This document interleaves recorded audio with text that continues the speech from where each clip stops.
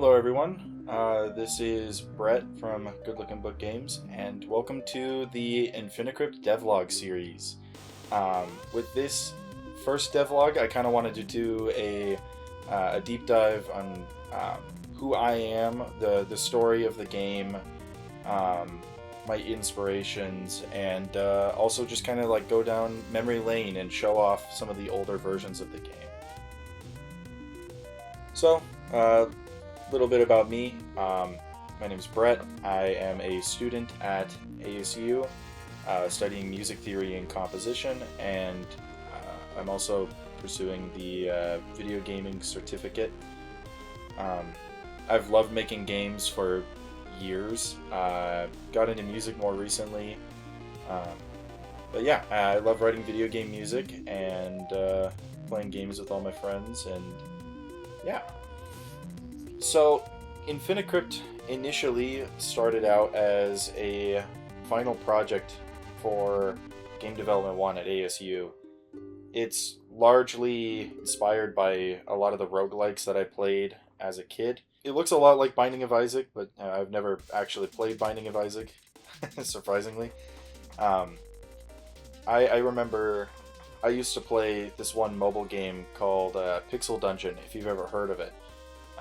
And Pixel Dungeon is very heavily inspired by Brogue, and Brogue is very heavily inspired by the original Rogue. So I've kind of been in the roguelike space for a while now. And Infinicrypt is my love letter to roguelikes. I love playing them. I love all of like the game development insights that we can get from roguelikes, and like how to be a better developer and what the lessons are there.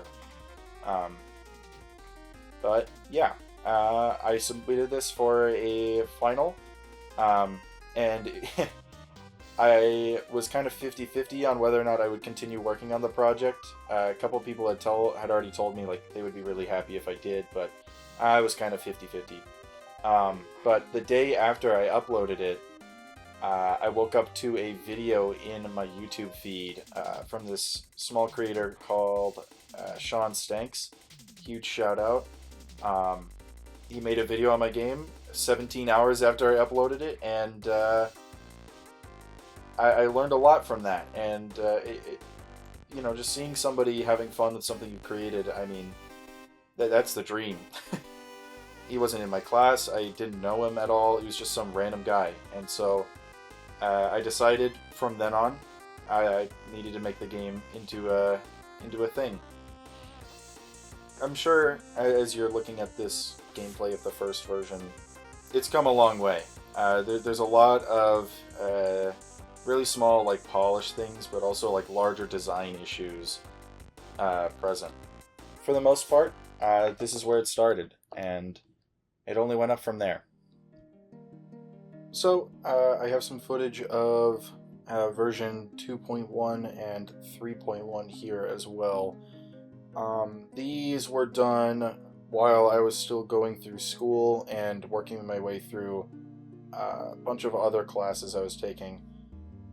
The music degree that I'm taking is just really, really rough on my schedule, and I tend to get myself involved in more stuff than I could probably handle. But yeah, this is when I was still kind of committed to the idea of it being a game where I release an update a couple of months apart each time and try to like grow it into something on itch.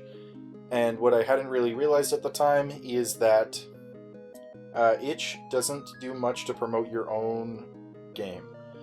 You have to do a lot of that by yourself. And so there was a pivot that I had right after I did version 3.1 where I realized that this was no longer going to work, and that if my eventual target was Steam, which at that point it was, I should just start pushing for that as soon as possible.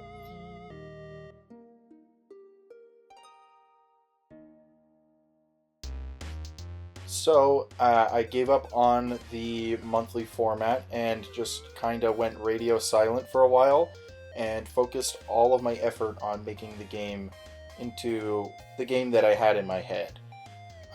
So a lot of that comes in the form of polish, and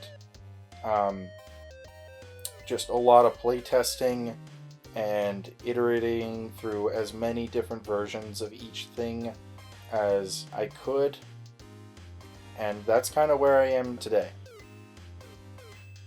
If I were to give any advice for those looking at solo dev, first I'd say probably avoid it. It's really hard to pull off, even with a moderately busy schedule. It's just really, really hard to pull off. There's so many hats to wear in game development, and it's, I think, impossible to fill every single hat in a way that leads to the best product. And I think that kind of leads into my second bit of advice, which is solo development kind of doesn't exist. Nobody is an island unto their own, and if I didn't have my friends and family supporting me throughout all of this, I would not have made anything even remotely close to what I've made now. In particular, I want to thank my dad for helping me found the company and getting me started on programming when I was like 11.